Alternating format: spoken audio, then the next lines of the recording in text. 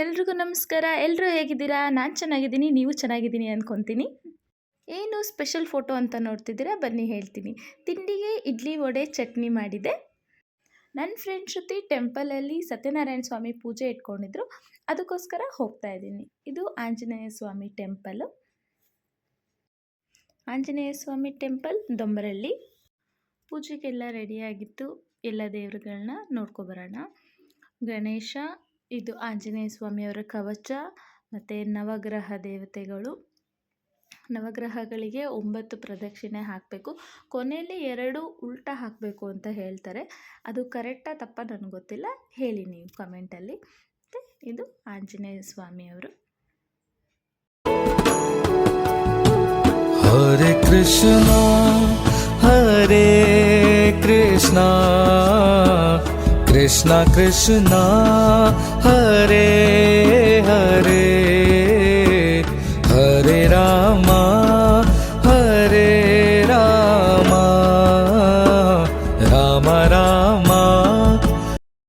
ಮೋಕ್ಷ ಚತುರ್ವಿಧ ಫಲ ಪುರುಷಾರ್ಥ ಸಿದ್ಧ್ಯರ್ಥಂ ದಿವ ಮಹೋತ್ಪಾತ ದುಶ್ಶಕುನ ದೌರ್ಮನಸ್ಯ ದುಶ್ಚಿಂತನ ದುಷ್ಪೀಡ ಆಗಮೇ ಸೂಚಿತ ವರ್ತಮಾನ ವರ್ತಿಷ್ಯಮಾನ ದುಷ್ಟಾರಿಷ್ಟ ದೋಷ ನಿವಾರಣಾರ್ಥಂ ಅಪಮೃತ್ಯೋ ಘೋರಮೃತ್ಯೋ ಪೈಶಾಚಮೃತ್ಯೋ ಕ್ಷುದ್ರಮೃತ್ಯೋ ವ್ಯಾಳಮೃತ್ಯೋ ಅಕಾಲಮೃತ್ಯೋ ಮೃತ್ಯುದೋಷ ಪರಿಹಾರ ಪೂರ್ವಕ ಜನ್ಮ ಜನ್ಮಾಂತರ ದೋಷ ನಿವಾರಣಾರ್ಥಂ ಶ್ರೀ ಸತ್ಯನಾರಾಯಣ ಸ್ವಾಮಿ ವ್ರತ ಪೂಜಾಂಚ ಕರಿಷ್ಯೆ.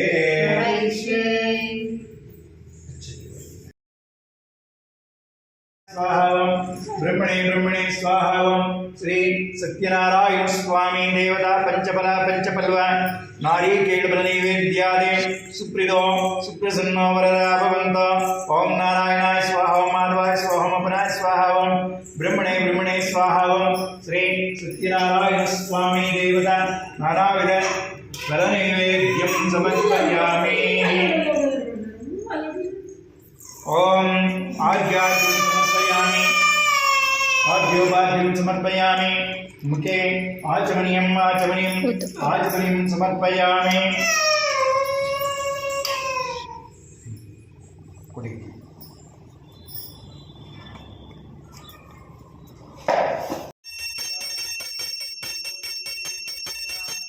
ಸಂಕಲ್ಪ ಮಾಡಿಸಿ ಕಥೆಯನ್ನು ಪ್ರಾರಂಭ ಮಾಡ್ತಾ ಇದ್ದಾರೆ.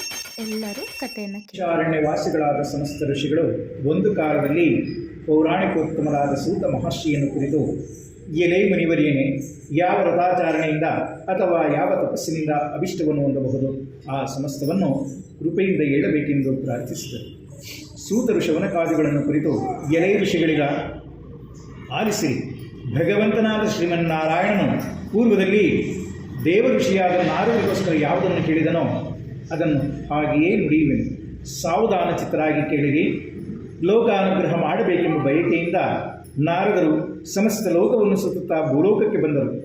ಅನಂತರ ಅಲ್ಲಿ ನಾನಾ ವಿಧವಾದ ಕಷ್ಟಗಳಿಂದ ಕೂಡಿದಂಥ ಅನೇಕ ಯೋನಿಗಳಲ್ಲಿ ಉದ್ಭವಿಸಿದಂಥ ಪೂರ್ವಾರ್ಜಿತ ಕರ್ಮಫಲಗಳಿಂದ ಕಷ್ಟಪಡುತ್ತಲಿರುವಂಥ ಪ್ರಜೆಗಳನ್ನು ನೋಡಿ, ಈ ಲೋಕ ದುಃಖ ಸಂಕಟಗಳ ಪರಿಹಾರ ಯಾವ ಉಪಾಯದಿಂದ ಸಾಧ್ಯವಾಗಬಹುದೆಂದು ಮನಸ್ಸಿನಲ್ಲಿ ಯೋಚಿಸಿ ಆಗ ವೈಕುಂಠವನ್ನು ತಲುಪಿದರು. ಅಲ್ಲಿ ಶುಭ್ರವರ್ಣವುಳ್ಳವನಾಗಿಯೂ 4 ತೋಳುಗಳುಳ್ಳವನಾಗಿಯೂ ಶಂಕು ಚಕ್ರ ಗದ ಪದ್ಮ ವನಮಾಲೆಗಳಿಂದ ಭೂಷಿಸಲ್ಪಟ್ಟವನಾಗಿಯೂ ಇರುವ ಕಮಲಾಪತಿಯನ್ನು ಕಂಡು, ಎಲೈ ಅನಂತವಾದ ಪರಾಕ್ರಮವುಳ್ಳಂಥ ವಾಕ್ಮನಸ್ಸುಗಳಿಗೆ ಅಗೋಚರವಾದ ಆಕಾರವುಳ್ಳಂಥ ಆದಿಯು ಮಧ್ಯವು ಕೊನೆಯೂ ಇಲ್ಲದಂಥ ಗುಣಸ್ವರೂಪನಾದಂಥ ಸಕಲ ಭೂತಗಳಿಗೂ ಮೊದಲನೆಯವನಾದಂತಹ ಭಕ್ತರ ಸಂಕಟವನ್ನು ಹೋಗಲಾಡಿಸತಕ್ಕಂಥ ಸ್ವಾಮಿಯೇ, ನಿನಗೆ ನಮಸ್ಕಾರವೆನ್ನಲು ಆಗ ನಾರಾಯಣನು, ಎಲೈ ನಾರದ ಮಹರ್ಷಿಯೇ, ನಿನ್ನ ಮನಸ್ಸಿನಲ್ಲಿ ಏನಿರುವುದು ಅದನ್ನು ಹೇಳಿದೆಯಾದರೆ ನಿನಗೆ ತಕ್ಕ ಸಮಾಧಾನವನ್ನು ಹೇಳುವೆನೆನ್ನಲು ಆಗ ನಾರದರು, ಎಲೆ ಭಕ್ತವತ್ಸಲನೇ, ಭೂಲೋಕದಲ್ಲಿ ಹುಟ್ಟಿದಂಥ ಸಕಲರಾದ ಮಾನವರು ತಮ್ಮ ತಮ್ಮ ಪಾಪಕರ್ಮಗಳಿಂದ ದಹಿಸಲ್ಪಡುತ್ತಿರುವರು. ಸುಲಭದಲ್ಲಿ ಅವರ ಸಂಕಟ ಹೇಗೆ ಪರಿಹಾರವಾಗುವುದೋ ಅದನ್ನು ನೀನು ನನ್ನಲ್ಲಿ ದಯ ತೋರಿ ತಿಳಿಸೆನ್ನಲು ಆಗ ಭಗವಂತನು, ನಾರದ, ಪ್ರಪಂಚ ಅನುಗ್ರಹ ಆಕಾಂಕ್ಷೆಗಳು ನೀನು ಚೆನ್ನಾಗಿ ಕೇಳಿದೆ.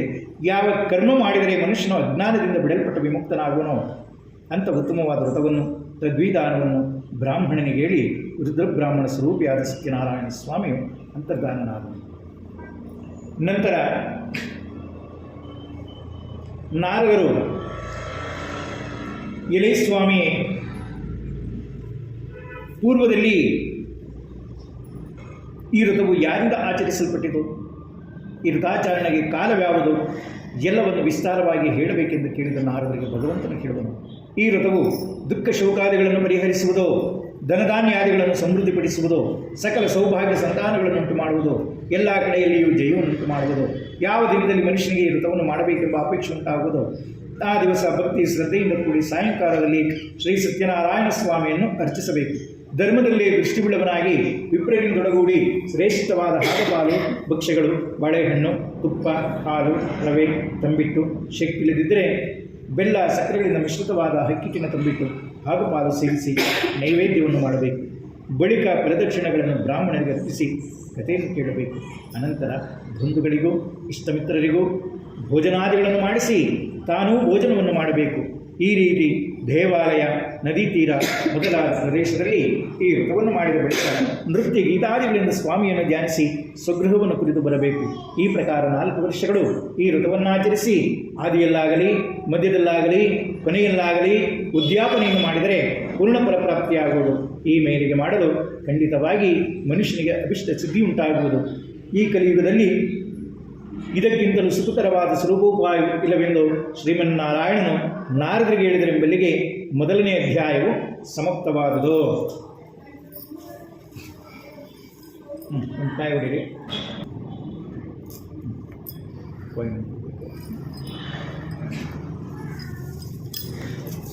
ಮತ್ತೆ ಅಕ್ಷರ ಕೈಗೆ 2ನೇ ಅಧ್ಯಾಯ. ಸೂತ ಮುನಿಗಳು ಮತ್ತೆ ಹೇಳುತ್ತಾರೆ, ಎಲೆ ಮುನಿಶ್ರೇಷ್ಠರೇ,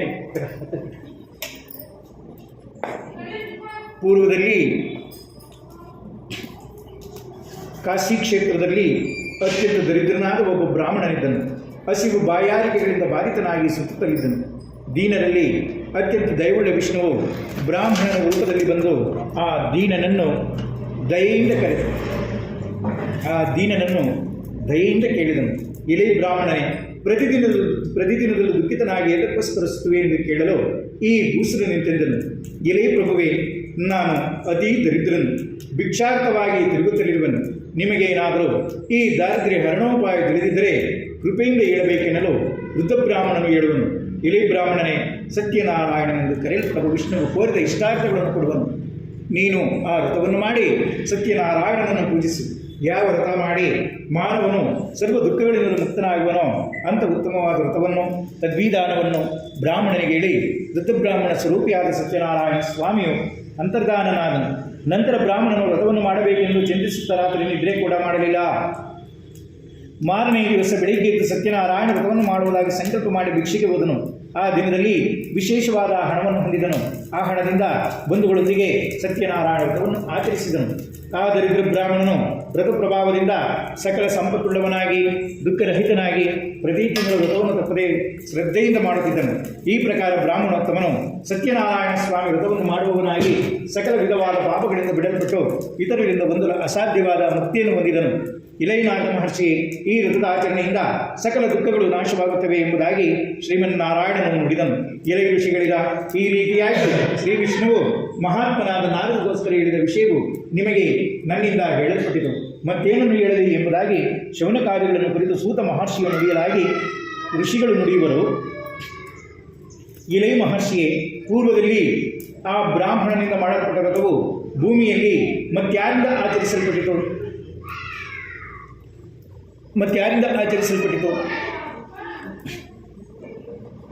ಎಂದು ಕೇಳಲು ಆಗ ಋಷಿಗಳು, ಭೂಮಿಯಲ್ಲಿ ಈ ವ್ರತವು ಯಾರಿಂದ ಆಚರಿಸಲ್ಪಟ್ಟಿತೋ ಆ ಸಂಗತಿಯನ್ನು ಕೇಳಿರಿ. ಒಂದು ಸಮಯದಲ್ಲಿ ಪೂರ್ವೋಕ್ತಕನಾದ ಬ್ರಾಹ್ಮಣನು ವಿಶೇಷವಾಗಿ ಪೂಜೋಪಕರಣಗಳಿಂದಲೂ ನೆಂಟರಿಷ್ಟರಿಂದಲೂ ಕುಡಿದವನಾಗಿ ವ್ರತವನ್ನು ಆಚರಿಸುತ್ತಿದ್ದನು. ಆ ವೇಳೆಯಲ್ಲಿಯೇ ಕಟ್ಟಿಗೆ ಮಾರುವವನೊಬ್ಬನು ಬಂದನು. ಬಂದಂಥ ಕಷ್ಟಗ್ರಾಹಿಯು ಮನೆಯ ಹೊರಗಡೆಯೇ ಹೊರೆಯನ್ನಿಡಿಸಿ ಬ್ರಾಹ್ಮಣನ ಮನೆಯನ್ನು ಪ್ರವೇಶಿಸಿದನು. ಬಹಳ ದಾಹದಿಂದ ಪೀಡಿತನಾದರೂ ಕೂಡ ಬ್ರಾಹ್ಮಣನಿಂದ ಮಾಡಲ್ಪಡುತ್ತಿದ್ದ ವ್ರತವನ್ನು ನೋಡಿ ಏನೋ ಒಂದು ವಿಧವಾದ ಭಕ್ತಿ ಉಂಟಾಗಲು ಸಾಷ್ಟಾಂಗವರೆಗೆ ಬ್ರಾಹ್ಮಣನನ್ನು ಕುರಿತು, ಎಲೆ ಸ್ವಾಮಿಯೇ, ನಿಮ್ಮಿಂದ ಆಚರಿಸಲ್ಪಡುತ್ತಿರುವ ಈ ಪೂಜೆ ಯಾವುದು? ಇದನ್ನು ಆಚರಿಸಿದರೆ ಎಂಥ ಫಲವನ್ನು ಹೊಂದಬಹುದು? ಕಟ್ಟಿಗೆ ಮಾರುವವನು ಕೇಳದ ಬ್ರಾಹ್ಮಣನು ಹೇಳುತ್ತಾನೆ, ಇದು ಸತ್ಯನಾರಾಯಣ ಸ್ವಾಮಿ ವ್ರತವು. ಕೋರಿದ ಇಷ್ಟಾರ್ಥಗಳನ್ನೆಲ್ಲ ಕೊಡುವಂಥದ್ದು. ನನಗೆ ಈ ವ್ರತಾನುಗ್ರಹ ದೆಸೆಯಿಂದಲೇ ಧನಧಾನ್ಯಾದಿಯಾಗಿ ಸಂಪತ್ತುಂಟಾಯಿತೆಂದು ಹೇಳಲು ಕಟ್ಟಿಗೆ ಮಾರುವವನು ಅತ್ಯಂತ ಸಂತೋಷದಿಂದ ಆ ಸ್ವಾಮಿಯ ಪ್ರಸಾದ ಭಕ್ಷಿಸಿ ಜಲಪಾನ ಮಾಡಿ ಆ ದಿವಸ ಕಟ್ಟಿಗೆ ಮಾರಿದ ಹಣದಲ್ಲಿ ಸತ್ಯನಾರಾಯಣ ವ್ರತವನ್ನು ಮಾಡಬೇಕೆಂದು ಸಂಕಲ್ಪ ಮಾಡಿ ತಲೆಯ ಮೇಲೆ ಹೊರೆಯನ್ನಿಟ್ಟುಕೊಂಡು ಆ ಪಟ್ಟಣದಲ್ಲಿ ಪುಣ್ಯವಂತರಾದ ಧನಿಕರು ಎಲ್ಲಿರುವರೋ ಅಲ್ಲಿಗೆ ಹೋದನು. ಆ ದಿವಸ ಎಂದಿಗಿಂತ ದ್ವಿಗುಣವಾದ ಲಾಭವನ್ನು ಪಡೆದನು. ಆ ಹಣದಿಂದ ಚೆನ್ನಾಗಿ ಪಕ್ವವಾಗಿರುವ ಬಾಳೆಹಣ್ಣು, ಸಕ್ಕರೆ, ಬೆಲ್ಲ, ಹಾಲು, ಮೊಸರು, ಗೋಧಿ ಹಿಟ್ಟು ಹಾಗೂ ಪಾಲು ಹೆಚ್ಚಾಗುವಂತೆ ತೆಗೆದುಕೊಂಡು ತನ್ನ ಮನೆಯನ್ನು ಸೇರಿ ಬಂಧುಗಳೆಲ್ಲರನ್ನೂ ಕರೆಸಿ ಶಾಸ್ತ್ರೋಕ್ತವಾಗಿ ವ್ರತವನ್ನು ಮಾಡಲು ವ್ರತ ಪ್ರಭಾವದಿಂದ ಸಕಲ ಸಂಪತ್ತುಗಳನ್ನು ಪಡೆದು ಅಂತ್ಯದಲ್ಲಿ ಶ್ರೀ ಸತ್ಯನಾರಾಯಣ ಸ್ವಾಮಿಯ ಲೋಕವನ್ನು ಪಡೆದನು. 2ನೇ ಅಧ್ಯಾಯವು ಸಮಾಪ್ತವಾದುದು ಅಂತ ಹೇಳಿದ್ರು.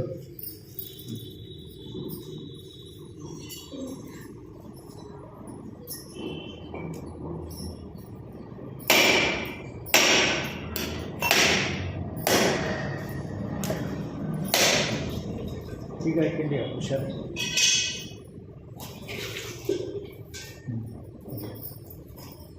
ಓಂ ಶ್ರೀ ಸತ್ಯನಾರಾಯಣ ಸ್ವಾಮಿ ದೇವದ ಪ್ರೀತ್ಯರ್ಥನಾರಾವಿಧಾಪರ ನೈವೇದ್ಯಂ ಸಮರ್ಪಯಾಮಿ.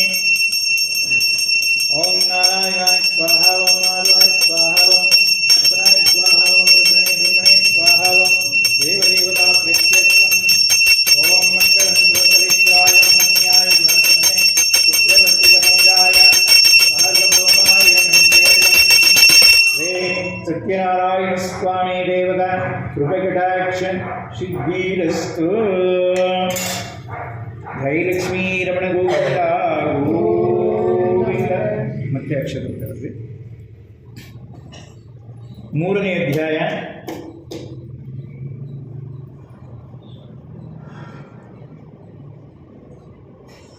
ಸೂತ ಮುನಿಗಳು ಮತ್ತೆ ಹೇಳುತ್ತಾರೆ, ರೇ ಮುನಿಶ್ರೇಷ್ಠರೇ, ಪೂರ್ವದಲ್ಲಿ ಉಲ್ಕಮುಖನೆಂಬ ರಾಜನಿದ್ದನು. ಜಿತೇಂದ್ರಿಯಾಗಿಯೂ ಸತ್ಯವಾದಿಯಾಗಿಯೂ ಒಳ್ಳೆಯ ಬುದ್ಧಿಶಾಲಿಯಾಗಿಯೂ ಇದ್ದ ಆತನು ಪ್ರತಿ ದಿವಸವೂ ದೇವಾಲಯಕ್ಕೆ ಹೋಗಿ ದೇವತಾರಾಧನೆ ಮಾಡಿ ಬ್ರಾಹ್ಮಣರಿಗೆ ದ್ರವ್ಯವನ್ನು ಕೊಟ್ಟು ಸಂತೋಷಪಡಿಸುತ್ತಿದ್ದನು. ಒಂದು ಸಮಯದಲ್ಲಿ ಆತನ ಪತ್ನಿ ಭದ್ರಶೀಲೆಯು ಪತಿಯುಕ್ತಳಾಗಿ ನದಿ ತೀರದಲ್ಲಿ ಸತ್ಯನಾರಾಯಣ ವ್ರತವನ್ನು ಮಾಡಿದಳು. ಆ ಸಮಯದಲ್ಲಿ ಅಲ್ಲಿಗೆ ಒಬ್ಬ ವರ್ತಕನು ವ್ಯಾಪಾರಕ್ಕೋಸ್ಕರ ಬಹು ದ್ರವ್ಯಯುಕ್ತನಾಗಿ ಬಂದು ನಾವೆಯನ್ನು ದಡದಲ್ಲಿ ಬಿಟ್ಟು ರಾಜ ದರ್ಶನಾರ್ಥಿಯಾಗಿ ಬಂದು ವ್ರತವನ್ನು ಮಾಡುತ್ತಿರುವ ರಾಜನನ್ನು ಕಂಡು ವಿನಯದಿಂದ ಕೈ ಮುಗಿದು, ಎಲೆ ರಾಜನೇ, ಭಕ್ತಿಯುಕ್ತನಾಗಿ ಮನಃಶುದ್ಧಿಯಿಂದ ನೀನು ಮಾಡುತ್ತಿರುವುದೇನು? ಆ ಸಮಸ್ತವನ್ನು ತಿಳಿಸಬೇಕೆನ್ನಲು ರಾಜನು, ಎಲೆ ವ್ಯಾಪಾರಿಯೇ, ಬಂಧುಗಳಿಂದೊಡಗೂಡಿ ಪುತ್ರಾಸಕ್ತನಾದ ನಾನು ಸಕಲ ಇಷ್ಟಾರ್ಥಗಳನ್ನು ಕೊಡುವ ಶ್ರೀ ಸತ್ಯನಾರಾಯಣ ವ್ರತವನ್ನು ಮಾಡುತ್ತಿರುವುದೆನ್ನಲು, ಎಲೆ ರಾಜನೇ, ನನಗೂ ಸಂತಾನವಿಲ್ಲದ ಕಾರಣ ಈ ವ್ರತ ಪ್ರಭಾವದಿಂದ ನಿಶ್ಚಯವಾಗಿ ಸಂತಾನ ಉಂಟಾಗುವುದೆಂದು ನಂಬಿದ್ದೇನೆಯಾಗಿ ಈ ವ್ರತ ವಿಧಾನವನ್ನು ತಿಳಿಸಬೇಕೆಂದು ಕೋರಿ ರಾಜನಿಂದ ಆ ವ್ರತ ವಿಧಾನವೆಲ್ಲವನ್ನೂ ತಿಳಿದುಕೊಂಡು ತನ್ನ ಮನೆಯಲ್ಲಿ ಸೇರಿ ಸಂತಾನಪ್ರದವಾದ ವ್ರತ ಮಹಾತ್ಮೆ ಎಲ್ಲವನ್ನೂ ತನ್ನ ಸುದ್ದಿ ಹೇಳಿ, ನಮಗೆ ಸಂತಾನ ಪ್ರಾಪ್ತವಾದರೆ ಆಗ್ಗೆ ಈ ವ್ರತವನ್ನು ತಪ್ಪದೇ ಮಾಡಬೇಕೆಂದು ಹರಸಿಕೊಂಡನು. ಹೀಗಿರಲು ಒಂದು ದಿನ ಋತುಸ್ನಾತಳಾಗಿ ಲೀಲಾವತಿಯು ಪತಿಯೊಡನೆ ಸಂತೋಷಗೊಂಡಿರಲು ಶ್ರೀ ಸತ್ಯನಾರಾಯಣ ಸ್ವಾಮಿ ಪ್ರಭಾವದಿಂದ ಆ ದಿನದಿಂದಲೇ ಗರ್ಭವನ್ನು ಧರಿಸಿ 10ನೇ ತಿಂಗಳಲ್ಲಿ ಪತ್ರಿಕಾರತ್ವವನ್ನು ಪಡೆದಳು. ಶುಕ್ಲ ಪಕ್ಷದ ಚಂದ್ರನೋಪಾದಿಯಲ್ಲಿ ಆ ಕನ್ಯಾಮಣಿ ದಿನ ದಿನಕ್ಕೂ ವೃದ್ಧಿಯನ್ನು ಪಡೆಯುತ್ತಾ ಕಲಾವತಿ ಎಂದು ನಾಮಕರಣ ಮಾಡಲ್ಪಟ್ಟಳು. ತಾಯಿ ಲೀಲಾವತಿಯು ತನ್ನ ಪತಿಯನ್ನು ಕುರಿತು, ಎಲೆ ಸ್ವಾಮಿಯೇ, ಪೂರ್ವದಲ್ಲಿ ಸಂಕಲ್ಪಿಸಿದ ವ್ರತವು ಇನ್ನು ಏತಕ್ಕಾಗಿ ಮಾಡಲಿಲ್ಲ ಎನ್ನಲಾಗಿ ವರ್ತಕನು ಮಗಳ ವಿವಾಹ ಕಾಲದಲ್ಲಿ ಮಾಡುವೆನೆಂದು ಸತಿಯನ್ನು ಸಮಾಧಾನಪಡಿಸಿ ವ್ಯಾಪಾರಕ್ಕಾಗಿ ಹೊರಟು ಹೋದನು.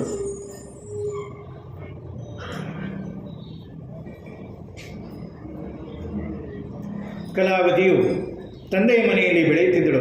ವಿವಾಹ ವಯಸ್ಕಳಾಗಲು ಮಗಳನ್ನು ನೋಡಿ ತನ್ನ ಆಪ್ತರೊಡನೆ ಆಲೋಚಿಸಿ ಅವರ ಧರ್ಮ ಪದ್ಧತಿಯಂತೆ ಚಾರರನ್ನು ಕರೆದು ಜಾಗೃತೆಯಾಗಿ ಮಗಳ ವಿವಾಹಕ್ಕಾಗಿ ಅನುರೂಪನಾದ ವರನನ್ನು ಹುಡುಕಿಕೊಂಡು ಬರುವಂತೆ ಕಳುಹಿಸಿದನು.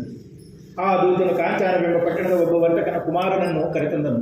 ಗುಣಾಢ್ಯನಾಗಿಯೂ ಸುಂದರನಾಗಿಯೂ ಬಾಲನಾಗಿಯೂ ಇರುವ ವರ್ತಕನ ಕುಮಾರನಾದ ವರನನ್ನು ನೋಡಿ ಆನಂದಚಿತ್ತನಾಗಿ ವರನಿಗೆ ತಮ್ಮ ಮಗಳನ್ನು ದಾರಿ ಹಿಡಿದುಕೊಟ್ಟರು. ಧನಮದದಿಂದ ಕೂಡಿದ ವರ್ತಕನು ವಿವಾಹ ಕಾಲದಲ್ಲೂ ವ್ರತವನ್ನು ಆಚರಿಸಲಿಲ್ಲ. ಇದರಿಂದ ಸ್ವಾಮಿಗೆ ಅವನಲ್ಲಿ ಕ್ರೋಧ ಉಂಟಾಯಿತು. ಬಳಿಕ ವ್ಯಾಪಾರದಲ್ಲಿ ಬುದ್ಧಿಶಾಲಿಯಾದ ವರ್ತಕನು ಕಾಲವಶದಿಂದಲೂ ಸ್ವಕರ್ಮವಶದಿಂದಲೂ ಪ್ರೇರೇಪಿಸಲ್ಪಟ್ಟು ಅಳಿಯನಿಂದೊಡಗೂಡಿ ವ್ಯಾಪಾರಕ್ಕಾಗಿ ಜಾಗೃತೆಯಿಂದ ಹೊರಟು ಸಮುದ್ರ ದಡದಲ್ಲಿ ಮನೋಹರವಾದ ರತ್ನಸಾರ ಎಂಬ ಪಟ್ಟಣದ ಬಳಿ ಶ್ರೀಮಂತನಾದ ಹಳಿಯನೊಡನೆ ವ್ಯಾಪಾರ ಮಾಡುತ್ತಿದ್ದನು. ಒಂದು ದಿನ ಆ ರಮಣೀಯವಾದ ಪಟ್ಟಣದ ಒಡೆಯನಾದ ಚಂದ್ರಕೇತುವೆಂಬ ರಾಜೇಂದ್ರನ ಗೃಹವನ್ನು ಕುರಿತು ಈರುವರು ಹೋಗಲು ಆ ಕಾಲದಲ್ಲಿ ಮಾಡಿದ ಪ್ರತಿಜ್ಞೆಯನ್ನು ಮರೆತ ಅವರನ್ನು ನೋಡಿ ಸತ್ಯನಾರಾಯಣ ಸ್ವಾಮಿಯು, ಎಲೈ, ನಿಮಗೆ ಸಹಿಸದ ಅಸಹ್ಯವಾದ ಬಹು ದುಃಖ ಉಂಟಾಗಲಿ ಎಂದು ಶಾಪವನ್ನಿತ್ತನು. ಅದೇ ಸಮಯದಲ್ಲಿ ಕಳ್ಳರು ರಾಜದ್ರವ್ಯವನ್ನು ಅಪಹರಿಸಿ ಆ ವರ್ತಕರಿರುವ ಪ್ರದೇಶದ ಕಡೆ ಬರುತ್ತಿದ್ದರು. ಅಷ್ಟರಲ್ಲಿ ರಾಜಭಟರು ಕಳ್ಳರನ್ನು ಹುಡುಕುತ್ತಾ ಬರುತ್ತಿರುವುದನ್ನು ಈ ಚೋರರು ಕಂಡು ದ್ರವ್ಯವನ್ನು ಅಲ್ಲಿಯೇ ಬಿಟ್ಟು ಕಣ್ಣಿಗೆ ಕಾಣದ ಕಡೆ ಓಡಿ ಹೋದರು. ಆಗ ರಾಜಭಟರು ಆ ವರ್ತಕರ ಬಳಿಗೆ ಬಂದು ಅಲ್ಲಿ ರಾಜಧನವಿರುವುದನ್ನು ಕಂಡು ಇವರೇ ಚೋರರೆಂದು ಅವರೀವರನ್ನು ಹಗ್ಗಗಳಿಂದ ಕಟ್ಟಿ ಕಳ್ಳರು ಸಿಕ್ಕಿದರೆಂಬ ಸಂತೋಷದಿಂದ ಎಳೆಯುತ್ತ ರಾಜನ ಸಮೀಪಕ್ಕೆ ಕರೆತಂದು, ಪ್ರಭುವೇ, ದ್ರವ್ಯ ಸಮೇತರಾದ ಇಬ್ಬರು ಕಳ್ಳರನ್ನು ಬಂಧಿಸುತ್ತೇವೆ, ವಿಚಾರಿಸಿ ಶಿಕ್ಷೆಯನ್ನು ಅಪಣೆಗೊಳಿಸಬೇಕೆಂಬುದಾಗಿ ಹೇಳಲು ವರ್ತಕರು ವಿಚಾರಣೆ ಇಲ್ಲದೇ ರಾಜಾಜ್ಞೆಯಿಂದ ಹಗ್ಗಗಳಿಂದ ಕಟ್ಟಲ್ಪಟ್ಟು ಕಾರಾಗೃಹದಲ್ಲಿ ಇರಿಸಲ್ಪಟ್ಟರು. ಶ್ರೀ ಸತ್ಯನಾರಾಯಣ ಸ್ವಾಮಿ ಮಹಿಮೆಯಿಂದ ಇವರಾಡುವ ಮಾತುಗಳು ಯಾರಿಗೂ ಕೇಳಿಸುತ್ತಿರಲಿಲ್ಲ. ಚಂದ್ರಕೇತುವೆಂಬ ರಾಜನಿಂದ ಇವರಲ್ಲಿದ್ದ ಸಂಪತ್ತು ಗ್ರಹಿಸಲ್ಪಟ್ಟಿತು. ಅದಲ್ಲದೆ ಇವರ ಮನೆಯಲ್ಲಿ ಹೆಂಗಸರಿಗೆ ಬಹು ವ್ಯಸನ ಉಂಟಾಯಿತು. ಮನೆಯಲ್ಲಿದ್ದ ದ್ರವ್ಯವೆಲ್ಲವೂ ಕಳ್ಳರಿಂದ ಅಪಹರಿಸಲ್ಪಟ್ಟಿತು. ಆದಿ ವ್ಯಾಧಿಗಳಿಂದಲೂ ಹಸಿವು ಬಾಯಾರಿಕೆಗಳಿಂದಲೂ ಅನ್ನಾಕಾಂಕ್ಷಿಗಳಾಗಿ ವರ್ತಕರ ಭಾರ್ಯರು ಆಹಾರಕ್ಕಾಗಿ ಮನೆಗಳನ್ನು ಸುತ್ತುತ್ತಿದ್ದರು. ಒಂದು ದಿನ ಕಲಾವತಿಯು ಹಸಿವಿನ ಬಾರಿಯಿಂದ ಒಬ್ಬ ಬ್ರಾಹ್ಮಣನ ಮನೆಗೆ ಹೋಗಲು ಅಲ್ಲಿ ಸತ್ಯನಾರಾಯಣ ವ್ರತವನ್ನು ಮಾಡುತ್ತಿದ್ದ ಅವರನ್ನು ಕಂಡು ಪೂಜೆ ಆಗುವವರೆಗೂ ಅಲ್ಲಿಯೇ ಇದ್ದು ಸ್ವಾಮಿಗೆ ಅರಸಿಕೊಂಡು ಪ್ರಸಾದವನ್ನು ಭಕ್ಷಿಸಿದ ರಾತ್ರಿಯನ್ನು ಕಳೆದು ತನ್ನ ಮನೆಯನ್ನು ಸೇರಿದರು. ತಾಯಿ ಲೀಲಾವತಿಯು ಮಗಳನ್ನು ಕಂಡು ಅತಿ ಪ್ರೀತಿಯಿಂದ, ಮಗಳೇ, ರಾತ್ರಿಯಲ್ಲಿದ್ದೆ, ನಿನ್ನ ಮನಸ್ಸಿನಲ್ಲಿರುವುದನ್ನು ಹೇಳೆನಲ್ಲೂ ಕಲಾವತಿಯು, ಅಮ್ಮ, ಒಬ್ಬ ಬ್ರಾಹ್ಮಣನ ಮನೆಯಲ್ಲಿ ಇಷ್ಟಾರ್ಥವನ್ನುಂಟು ಮಾಡುವ ಸತ್ಯನಾರಾಯಣ ವ್ರತವನ್ನು ಮಾಡುತ್ತಿದ್ದನು, ಅದನ್ನು ನೋಡುತ್ತಿದ್ದೇನೆ ಎಂದು ಹೇಳಿದ ಮಗಳ ಮಾತನ್ನು ಕೇಳಿ ಆ ವ್ರತವನ್ನು ಮಾಡಲು ತಾನು ಯತ್ನಿಸಿ ಬಹು ಸಂತೋಷದೊಡನೆ ಬಂಧುಗಳಿಂದಲೂ ಕೂಡಿ ಸತ್ಯನಾರಾಯಣ ವ್ರತವನ್ನು ಮಾಡಿ, ಎಲೈ ಸ್ವಾಮಿಯೇ, ನಿನ್ನ ಪತಿಯು ಅಳಿಯನು ಜಾಗೃತೆಯಾಗಿ ಕ್ಷೇಮವಾಗಿ ಹಿಂದಿರುಗಿ ಬರುವಂತೆ ಅನುಗ್ರಹಿಸಬೇಕೆಂದು ಬೇಡಿಕೊಳ್ಳಲು ಸಂತುಷ್ಟನಾದ ಸತ್ಯನಾರಾಯಣ ಸ್ವಾಮಿಯು ಚಂದ್ರಕೇತುವೆಂಬ ರಾಜನಿಗೆ ಸ್ವಪ್ನದಲ್ಲಿ ಕಾಣಿಸಿಕೊಂಡು, ಎಲೈ ರಾಜನೇ, ನಾಳೆ ಪ್ರಾತಃ ಕಾಲದಲ್ಲಿ ನೀನು ಬಂಧನದಲ್ಲಿಟ್ಟಿರುವ ವರ್ತಕರು ನಿನ್ನಿಂದ ಗ್ರಹಿಸಲ್ಪಟ್ಟಿರುವ ಅವರ ದ್ರವ್ಯದೊಡನೆ ಬಿಡಲ್ಪಡಲಿ, ಇಲ್ಲದಿದ್ದರೆ ರಾಜಪುತ್ರ ಸಮೇತನಾದ ನಿನ್ನನ್ನು ನಾಶ ಮಾಡುತ್ತೇನೆಂದು ಹೇಳಿ ಅಂತರ್ಧಾನವನ್ನು ಹೊಂದಿದನು. ಮಾರನೆಯ ದಿನ ರಾಜನ ಸಿಂಹಾಸನ ರೂಢನಾಗಿ ಸಭಾಜನರಿಗೆ ತನ್ನ ಸ್ವಪ್ನ ವೃತ್ತಾಂತವನ್ನು ತಿಳಿಸಿ ಹೇಳಲು ಭಯಾತುರರಾಗಲು ವಿಶ್ವಾಸದೊಡನೆ ಇಂತೆಂದನು, ಎಲೆ ವರ್ತಕರೇ, ದೈವ ಯತ್ನದಿಂದ ನಿಮಗೆ ದುಃಖವು ಪ್ರಾಪ್ತವಾಯಿತು. ಇನ್ನು ನೀವು ಭಯಪಡಬೇಕಾದ್ದೇನೆಂದು ಹೇಳಿ ಅವರ ಸಂಕೋಲೆಗಳನ್ನು ತೆಗೆಸಿ ವಸ್ತ್ರಾಭರಣಗಳಿಂದ ಅಲಂಕರಿಸಿ ಸಂತೋಷಗೊಳಿಸಿ ಪೂರ್ವದಲ್ಲಿ ಅಪಹರಿಸಿದ್ದ ಅವರ ದ್ರವ್ಯಕ್ಕೆ 2ರಷ್ಟು ದ್ರವ್ಯವನ್ನು ಕೊಟ್ಟು, ವರ್ತಕರೇ, ನಿಮ್ಮ ಸ್ಥಳಕ್ಕೆ ಹೋಗಿ ಬನ್ನಿ ಎಂದು ಹೇಳಲು ವರ್ತಕರು ರಾಜನಿಗೆ ನಮಸ್ಕರಿಸಿ ಸ್ವಸ್ಥಾನವನ್ನು ಕುರಿತು ತೆರಳಿದರು. ಸೂತಮುನಿಗಳು ಶೌನಕಾದಿಗಳಿಗೆ ಹೇಳಿದರು. 3ನೇ ಅಧ್ಯಾಯವು ಸಮಾಪ್ತವಾದದು.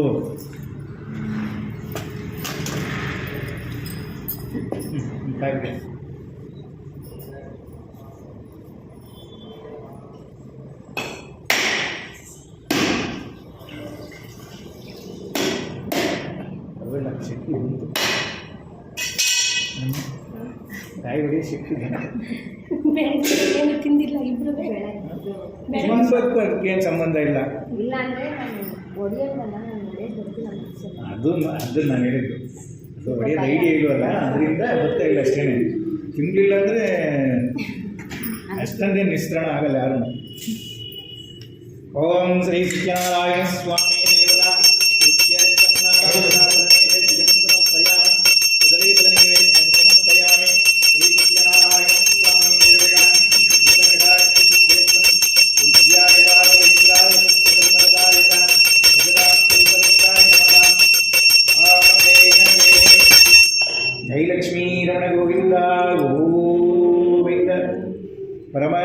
ದೇವತಾ ಕೃಪಕಟಾಕ್ಷ ಸಿದ್ಧಿರಸ್ತು. ಮತ್ತೆ ತಗೊಳ್ಳಿ ಅಕ್ಷತೆಯನ್ನು. 4ನೇ ಅಧ್ಯಾಯ. ಪುನಃ ಸೂತರು ಶೌನಕಾದಿಗಳನ್ನು ಕಂಡು ಎಲೆ ಋಷಿಗಳಿಗ ಆ ವೈಶ್ಯನು ಅಳಿಯನೊಡನೆ ಮಂಗಳ ಸ್ನಾನವನ್ನು ಮಾಡಿ ನಿತ್ಯ ಕರ್ಮಾದಿಗಳನ್ನು ಪೂರೈಸಿ ಬ್ರಾಹ್ಮಣರಿಗೆ ದ್ರವ್ಯವನ್ನು ದಾನ ಮಾಡಿ ಸ್ವಗೃಹವನ್ನು ಕುರಿತು ತೆರಳಿದನು. ಸ್ವಲ್ಪ ದೂರ ಹೋಗುವಷ್ಟರಲ್ಲಿಯೇ ಸತ್ಯನಾರಾಯಣ ಸ್ವಾಮಿಯು ಸನ್ಯಾಸಿ ವೇಷಧಾರಿಯಾಗಿ ಬಂದು, ಎಲೆ ವರ್ತಕರೇ, ನಿಮ್ಮ ಹಡಗಿನಲ್ಲಿ ಇರುವುದೇನೆಂದು ಕೇಳಿದರು. ಧನಮದಾಂತರಾದ ವರ್ತಕರು ಹೀಯಾಳಿಸುವುದರಿಂದಲೂ ಹಾಸ್ಯದಿಂದಲೂ, ಎಲೆ ಸನ್ಯಾಸಿಯೇ, ನೀನು ಏತಕ್ಕೆ ಕೇಳುವೆ? ಹಣವಿರುವುದೆಂಬ ಭ್ರಾಂತಿಯಿಂದ ಅಪಹರಿಸಲು ಕೇಳುವೆಯೋ? ನಮ್ಮ ಹಡಗಿನಲ್ಲಿ ಎಲೆ ಬಳಿಗಳಿರುವುದು, ಮತ್ತೇನೂ ಇಲ್ಲವೆನ್ನಲು ಈ ರೀತಿ ನುಡಿದ ಅಸತ್ಯ ವಾಕ್ಯವನ್ನು ಕೇಳಿ ನಿಮ್ಮ ಮಾತು ಯಥಾರ್ಥವಾಗಲಿ ಎಂದು ಹೇಳಿ ಹೊರಟು ಹೋಗಲು ಸ್ವಲ್ಪ ದೂರ ಪ್ರಯಾಣ ಮಾಡಿ ಸಮುದ್ರ ತೀರದಲ್ಲಿ ಮನೋಹರವಾದ ರತ್ನಸಾರ ಎಂಬ ಪಟ್ಟಣದ ಬಳಿ ಶ್ರೀಮಂತನಾದ ಹಳಿಯನೊಡನೆ ವ್ಯಾಪಾರ ಮಾಡುತ್ತಿದ್ದನು.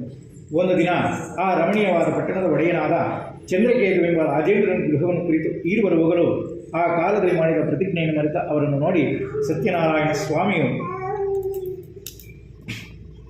ಸಹಿಸದ ಅಸಹ್ಯವಾದ ಬಹು ದುಃಖವನ್ನುಂಟು ಮಾಡಿದನು.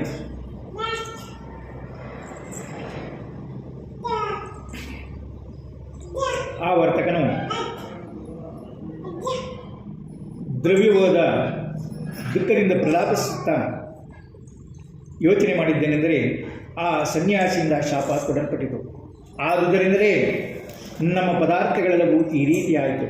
ಆತನಿಗೆ ನಾವು ಶರಣಾಗತರಾದಲ್ಲಿ ನಮ್ಮ ಕಷ್ಟ ಪರಿಹಾರವಾಗುವುದೆನ್ನಲು ಅಡಿಯನ ಮಾತನ್ನು ಕೇಳಿ ಪುನಃ ಸನ್ಯಾಸಿ ಸಮೀಪಕ್ಕೆ ಹೋಗಿ ಭಕ್ತಿಯಿಂದ ನಮಸ್ಕಾರ ಮಾಡಿ ದೀನನಾಗಿ, ಇಳೆಯತಿ ಶ್ರೇಷ್ಠನೇ, ನಿನ್ನೊಡನೆ ಯಾವ ಅಸತ್ಯವು ನಮ್ಮಿಂದ ಹೇಳಲ್ಪಟ್ಟಿತೋ ಅಂತ ಅಪರಾಧವನ್ನು ಕ್ಷಮಿಸು ಎಂಬುದಾಗಿ ನಮಸ್ಕರಿಸಲು, ಆಗ ಯತಿಯು ದುಃಖಿಸುತ್ತಿರುವ ವರ್ತಕರನ್ನು ನೋಡಿ ಪ್ರಸನ್ನನಾಗಿ ನಿಜ ರೂಪ ತೋರಿ, ಹೇಳಿ ದುರ್ಬುದ್ಧಿಯೇ, ಈ ನನ್ನ ಮಾತನ್ನು ಕೇಳು, ದುಃಖಿಸಬೇಡ.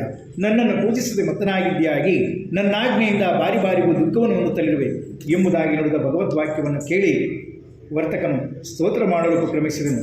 ಎಲೆ ಸ್ವಾಮಿಯೇ, ಬ್ರಹ್ಮಾದಿ ಸಮಸ್ತ ದೇವತೆಗಳು ಕೂಡ ನಿಮ್ಮ ಆಶ್ಚರ್ಯಕರಗಳಾದ ಗುಣವನ್ನು ತಿಳಿಯದೆ ಮಾಯೆಯಿಂದ ಮೋಹಿತರಾಗಿರುವಲ್ಲಿ ಮೂಢರಾದ ನಾವು ನಿಮ್ಮ ಸ್ವರೂಪವನ್ನು ಎಂದು ತಿಳಿಯಲು ಸಾಧ್ಯ?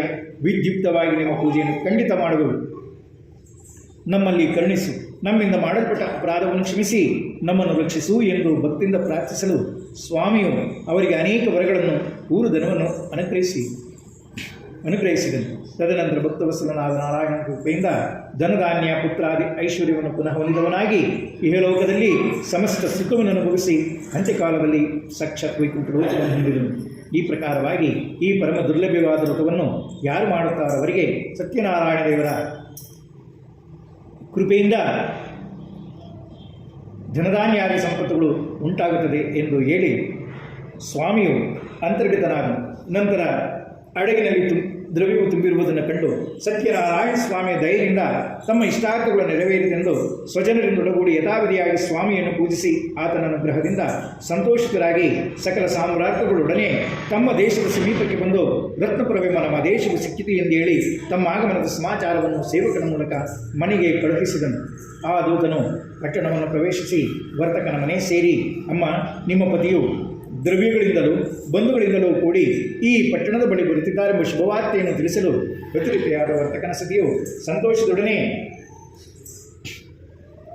ಸತ್ಯನಾರಾಯಣ ಸ್ವಾಮಿಯನ್ನು ಪೂಜಿಸಿ ಮಗಳನ್ನು ಕುರಿತು ಪತಿಗಳ ದರ್ಶನಾರ್ಥಿಯಾಗಿ ಶೀಘ್ರವಾಗಿ ಹೊರಡೋಣ ಸಿದ್ಧರಾಗ ಎಂದು ಹೇಳಲು ಸಾರಿ ಮಾತನ್ನು ಕೇಳಿ ಕಲಾವತಿ ಮಾಡುತ್ತಿರುವ ವ್ರತವನ್ನು ಮುಗಿಸಿ ಪ್ರಸಾದವನ್ನು ಭಕ್ಷಿಸದೆ ಪತಿಯ ದರ್ಶನಾರ್ಥಿಯಾಗಿ ತಾಯಿಯೊಡನೆ ತೆರಳಿದಳು. ಇದರಿಂದ ಕೋಪಗೊಂಡ ಸತ್ಯನಾರಾಯಣ ಸ್ವಾಮಿಯು ಧನಯುಕ್ತವಾದ ಹಡಗಿನೊಂದಿಗೆ ಅವಳ ಪತಿಯನ್ನು ಜಲದಲ್ಲಿ ಮುಳುಗಿಸಿದನು. ಬಳಿಕ ಕಲಾವತಿಯ ಪತಿಯನ್ನು ಕಾಣದೆ ದುಃಖದಿಂದಳುತ್ತಾ ಭೂಮಿ ಮೇಲೆ ಬಿದ್ದಳು. ಹಲೋ, ಏನಪ್ಪ ಬೇಕು? ಇನ್ನೊಂದು ಗಂಟೆ ಯಾಕೆ?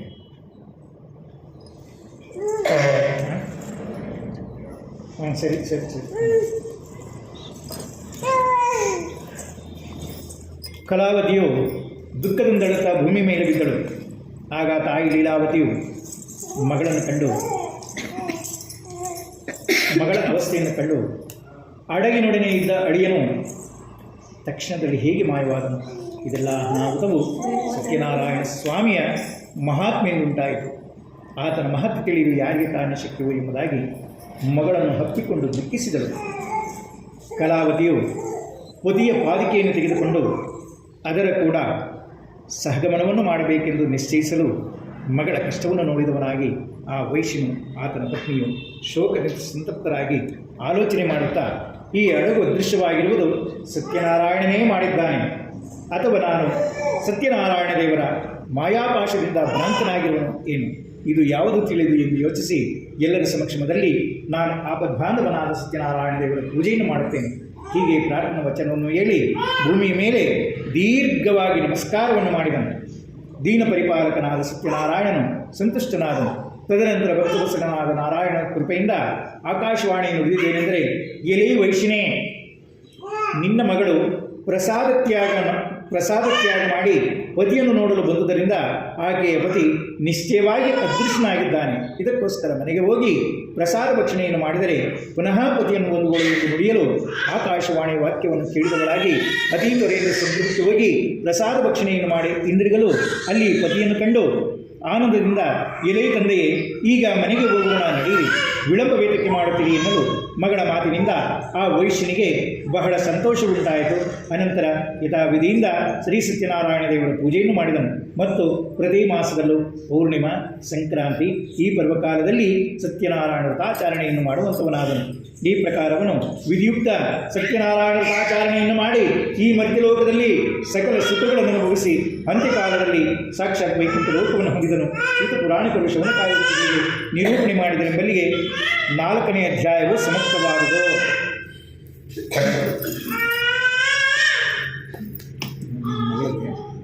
ಹೊಟ್ಟೆಗೆ ಹಾಕೊಂದಿದ್ದು ಹಾಕೋದಕ್ಕೆ ರಾಗ ಇರ್ತದೆ.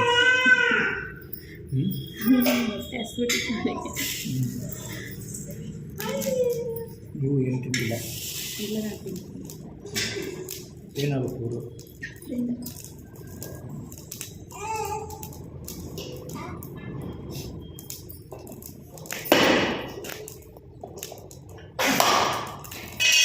ನಿಮ್ಮದು ನ್ಯಾಯ ಸ್ವಂತವರು ನಮ್ಮ ಹೊಸದುರ್ಗ, ನಾವೆಲ್ಲೇ ಇದ್ದಿದ್ದು ಬಿಸಿಗೌಡಣ್ಣ ಈಗ ಸುಮಾರು ಸರಿ ಬರ್ತಿತ್ತು ನೋಡಿದ್ದೀನಿ.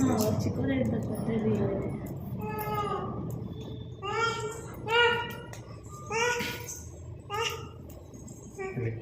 ಓಂ ಶ್ರೀ ಸತ್ಯನಾರಾಯಣ ಸ್ವಾಮಿ ದೇವತಾ ಪ್ರೀತ್ಯರ್ಥಂ ಓಂ ನಾರಾಯಣಾಯ ಸ್ವಾಹ ಮುಖನಾಯ ಸ್ವಾಹ ಓಂ ಬ್ರಹ್ಮಣೇ ಸ್ವಾಹ ಓಂ ದೇವದೇವತಾ ಪ್ರೀತ್ಯರ್ಥಂ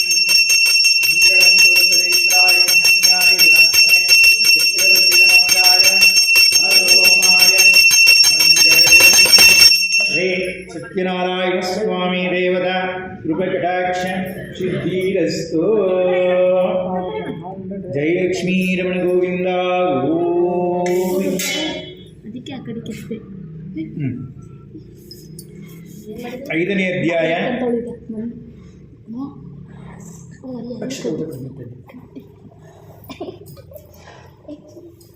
5ನೇ ಅಧ್ಯಾಯ.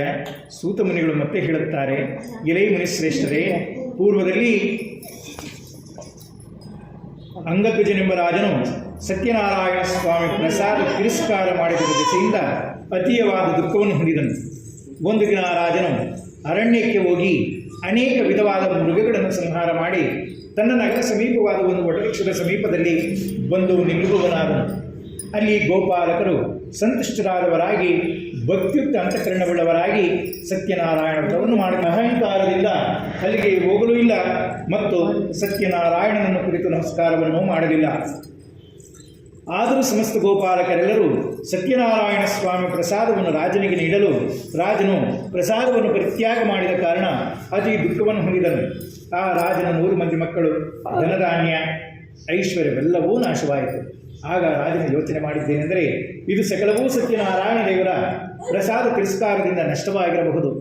ಯಾವ ಸ್ಥಳದಲ್ಲಿ ಸತ್ಯದೇವರ ಪೂಜೆ ಆಯಿತೋ ಆ ಸ್ಥಳಕ್ಕೆ ಪುನಃ ಹೋಗಿ ಗೋಪಾಲಕರ ಸಹಿತನಾಗಿ ಭಕ್ತಿ ಮತ್ತು ಶ್ರದ್ಧಾಯುಕ್ತನಾಗಿ ಯಥಾವಿಧಿಯಿಂದ ಶ್ರೀ ಸತ್ಯನಾರಾಯಣ ದೇವರ ಪೂಜೆಯನ್ನು ಮಾಡಿದನು. ತದನಂತರ ಭಕ್ತವತ್ಸಲನಾದ ನಾರಾಯಣನ ಕೃಪೆಯಿಂದ ಧನಧಾನ್ಯ, ಪುತ್ರ, ಐಶ್ವರ್ಯ ಪುನಃ ಹೊಂದಿದವನಾಗಿ ಇಹಲೋಕದಲ್ಲಿ ಸಂಪೂರ್ಣ ಸುಖವನ್ನು ಅನುಭವಿಸಿ ಅಂತ್ಯಕಾಲದಲ್ಲಿ ಸಾಕ್ಷಾತ್ ವೈಕುಂಠ ಲೋಕವನ್ನು ಹೊಂದಿದನು. ಈ ಪ್ರಕಾರವಾಗಿ ಈ ಪರಮ ದುರ್ಲಭ್ಯವಾದ ಈ ವ್ರತವನ್ನು ಯಾರು ಮಾಡುತ್ತಾರೋ ಅವರಿಗೆ ಸತ್ಯನಾರಾಯಣ ದೇವರ ಪ್ರಸಾದದಿಂದ ಧನಧಾನ್ಯ ಮುಂತಾದದ್ದು ಪ್ರಾಪ್ತವಾಗುತ್ತದೆ. ಮತ್ತು ಯಾವನು ದರಿದ್ರನಾಗಿರುತ್ತಾನೆ ಅವನಿಗೆ ಧನಪ್ರಾಪ್ತಿಯಾಗುತ್ತದೆ. ಅವನು ಎಲ್ಲ ಕಷ್ಟಗಳಿಂದ ಮುಕ್ತನಾಗುತ್ತಾನೆ. ಯಾವ ಮನುಷ್ಯನು ಭೀತಿ ಹೊಂದಿರುತ್ತಾನೆ ಅವನು ಭಯದಿಂದ ಮುಕ್ತನಾಗುತ್ತಾನೆ. ಅವರುಗಳು ಇಹಲೋಕದಲ್ಲಿ ಸಂಪೂರ್ಣ ಸುಖವನ್ನು ಅನುಭವಿಸಿ ಅಂತ್ಯಕಾಲದಲ್ಲಿ ಸಾಕ್ಷಾತ್ ವೈಕುಂಠ ಲೋಕವನ್ನು ಹೊಂದುತ್ತಾರೆ. ಇದು ಸತ್ಯವಾದದ್ದು.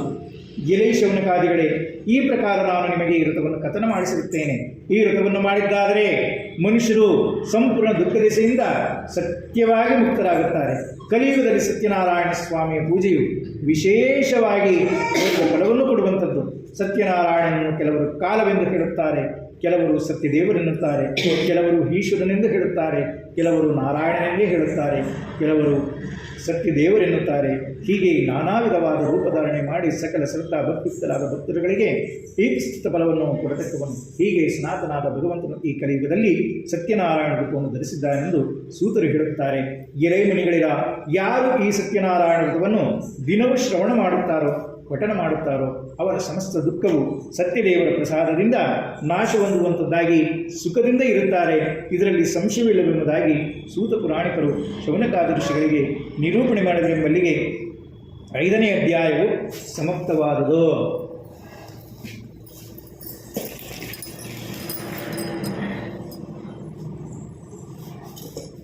ಇದನ್ನು ಸಾಯ್ಬೋದು.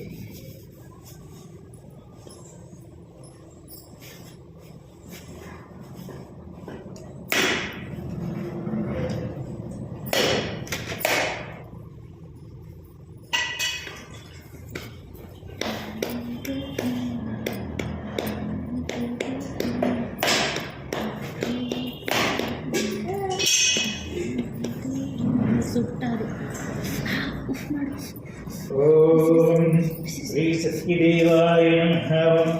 ಸತ್ಯಾತ್ಮನೇ ನಮಃ. ಸತ್ಯಭೂತಾಯ ನಮಃ. ಸತ್ಯನಾಥಾಯ ನಮಃ. ಶ್ರೀ ಸತ್ಯನಾರಾಯಣ ಸ್ವಾಮಿ ದೇವತಾ ಉಪಕಟಾಕ್ಷಿದ್ಯರ್ಥಂ ಧೂಪಮಾಗ್ರಾಪಯಾಮಿ.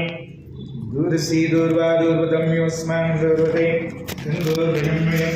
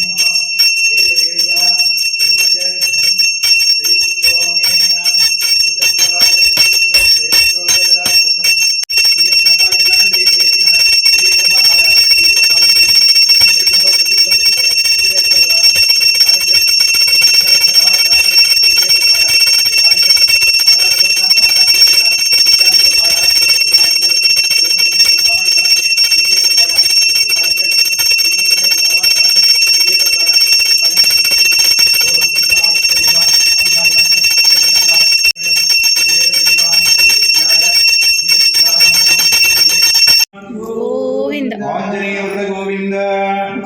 ಜಯ ಶ್ರೀಮದ್ರಮಾರಮಣ ಗೋವಿಂದ. ಅಕ್ಷತೆ ಹೊತ್ತುಕೊಂಡು ಪ್ರದಕ್ಷಿಣೆ.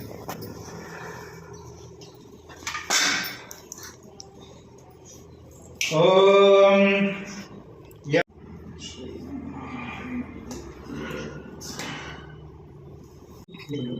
ಮಹಾಮಂಗಳಾರತಿ ಆದಮೇಲೆ ತೀರ್ಥ ಪ್ರಸಾದ ತಗೊಂಡ್ವಿ. ಪೂಜೆ ಕೂತಿದ್ದ ಶ್ರುತಿ ಮತ್ತು ಅವ್ರ ಹಸ್ಬೆಂಡ್ ಮಹೇಶ್ ಅವ್ರಿಗೆ ಪೂರ್ಣ ಫಲ ಪ್ರಾಪ್ತಿಗೋಸ್ಕರ ಪ್ರಸಾದನ ನೀವಿಬ್ಬರು ಯಾರಿಗೂ ಕೂಡ ಹಂಚ್ಕೊಳ್ಳದೆ ನೀವಿಬ್ಬರೇ ಪೂರ್ತಿ ತಿನ್ನಬೇಕು ಅಂತ ಹೇಳಿದ್ರು.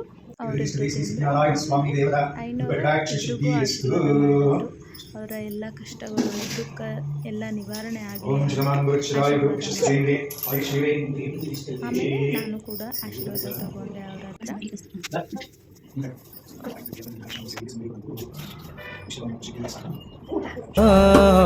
ರಾಮ ರಾಮ ಹರೇ ಹರೇ ಹರೇ ಕೃಷ್ಣ ಹರೇ ಕೃಷ್ಣ